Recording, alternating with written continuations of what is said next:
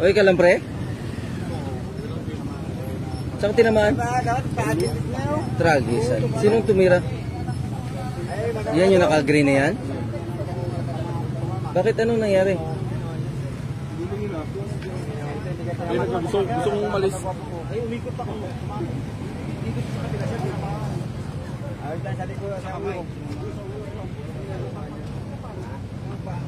Ano, sampo na siya? Hindi ka pa tao sampo na siya? Ay, nako. Eh, wala pa sampo na siya? Alaman tayong ano yan, first aid. Dito ka din naman sa lig. Alaman lang sa barangay. Dito siya, padalhin sa ano? Sa kapito ano? Sa Adite, ito saan? Pahinga ka muna bro, pahinga ka muna. Tawag na rin ng ano? Oo, tinawag na rin. Pahinga ka na. Tragisan.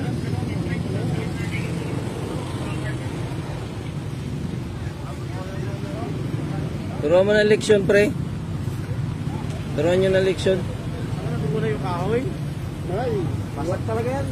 Yung tumama dito sa sanga-sanga eh. Ito na yung kahoy yun? Hindi, tsaka ano yan eh. Kung yung ano lang, amba lang, okay lang yun. Pero tinuloy niya eh. Ano siya? Saan po si Sir? Ito ko lang po yung ID niya para Sir, yung barangay natin, wala tayong ano? Wala tayong first medic dito? Oh, mayroon po sa O kasi, messenger. ayan o, may dugo yan o. Dapat nandito na yan, ang lapit lang ng barangay natin. Dapat may first aid tayo dito agad na tumatakbo. Hindi lang tanod at saka ano. Kaya po doon sa ngayon sa center po talatak po natin.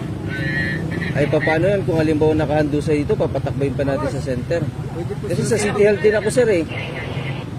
Pwede po sila sa sundo po. Pero sa ngayon, papasok pa lang Dapat kasi may mga responder tao. na tayo, di ba, sir?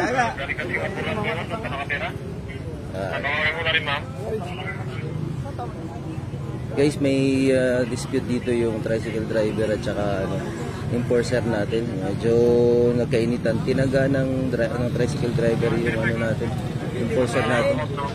Kilala pa naman natin to.